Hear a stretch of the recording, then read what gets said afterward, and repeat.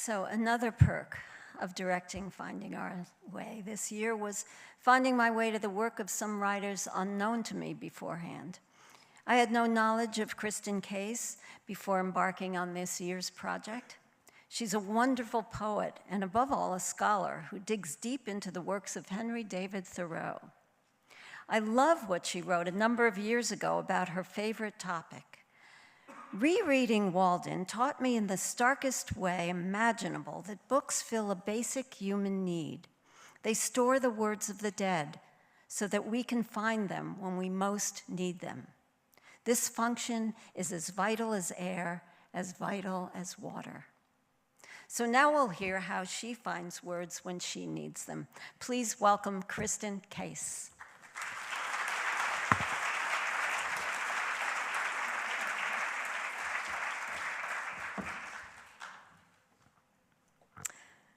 It's so nice to see all of you. Thank you for being here.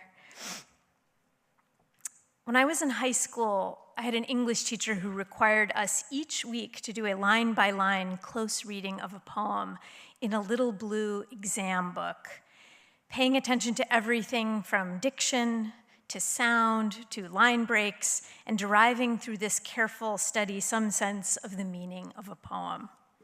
The important thing, we learned, was not to rush in with your own ideas, but to just sit with the words until the poem took on a life of its own.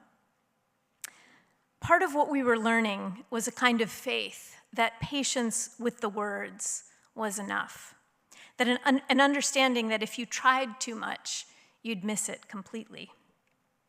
This training we were receiving on the reading of poems felt, to me at least, extremely serious, as though we were soldiers training for battle or novices training for a religious order. We read poems about things we couldn't possibly really understand. Poems like Lying in a Hammock on William Duffy's Farm in Pine Island, Minnesota by James Wright, which ends with the memorable line, "I have wasted my life." Poems of adult reflection on childhood like Those Winter Sundays by Robert Hayden, and a poem I loved about fatherhood called The Writer by Richard Wilbur, which begins with the description of the poet's daughter writing a story in her room at the prow of the house, and which goes on with the metaphor of her as a ship's captain, whom the poet wishes a lucky passage. But as the poet is listening on the stairs, there's a long silence and then a commotion of typewriter keys, and he abandons the ship's captain metaphor and remembers the time a starling was trapped in that very room years before, and how the family had opened the window and then watched through a crack in the door as the bird tried to escape. Here's a little bit of the poem. We watched the sleek, wild, dark, and iridescent creature batter against the brilliance, drop like a glove to the hard floor or the desktop, and wait there, humped and bloody, for the wits to try it again, and how our spirits rose when suddenly sure it lifted off from a chair back, beating a smooth course for the right window and clearing the sill of the world. It is always a matter, my darling, of life or death, as I had forgotten. I wish what I wished you before, but harder.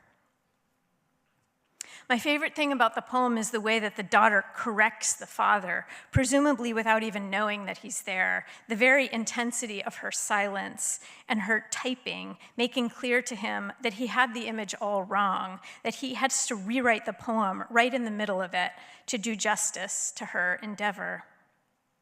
This makes it even more moving at the end of the poem when he switches from the third person, I wished her a lucky passage, to the direct address, I wish you what I wished you before, but harder. When I wrote about this poem in Mr. Connolly's class in high school, I thought it was a poem about writing, that the bird was the child's story, fighting to live, to be made real in the confines of the girl's room. I thought it was about the seriousness of art. I remember writing about this during one of those sessions with the little blue books and thinking particularly about that sill of the world and the lifelessness of that glove and how the bird carries the hearts of the whole family with it when it lifts from the chair back. One of the things that makes adulthood both alarming and beautiful is the way that things you had forgotten from earlier parts of your life come back to you in ways that seem to reveal why they were there in the first place. The little contingencies and random experiences of your youth keep popping up as suddenly meaningful echoes, the way a series of individual notes can begin to feel like a melody once they are repeated. The old camp songs of my childhood became my son's lullabies, and he would ask for his favorite, the one about the lonely ash grove, over and over, getting sleepier and sleepier as I rocked him and sang and wished him safety and peace and love in all the days of his life.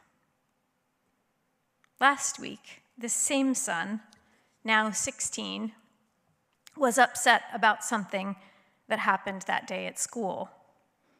When I asked him about it, he said, "I don't want to talk about it." I am, of course, no stranger to this kind of resistance. Like any mom, I have an arsenal of both heavy and light artillery at my disposal with which to dismantle, "I don't want to talk about it." I was mentally perusing this arsenal and thinking about my selection when something made me think of that Richard Wilbur poem, and in particular that starling battering against the window pane. Very recently, it seemed eminently clear to me that if something was my son's business, it was also my business, whatever he might think about that. But suddenly I knew I could feel with my whole self that he had business of his own and that I had to leave it to him. What I didn't see about that poem when I was my son's age was that the bird is not, or not only, a metaphor for the life of art, but also a stand-in for the daughter herself, who must, on her own, find the right window. It is a poem about letting go, and it is also a poem about remembering what you'd forgotten. It strikes me now that this is what I was being trained for all those years ago, when I learned how to be still and listen and wait for the words to make their own meaning without my interference.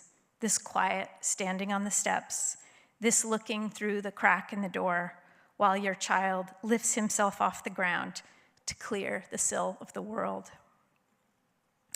It is a devastatingly difficult passage for all of us on both sides of that door, one for which we'll need all the training, all the songs and poems we can acquire along the way.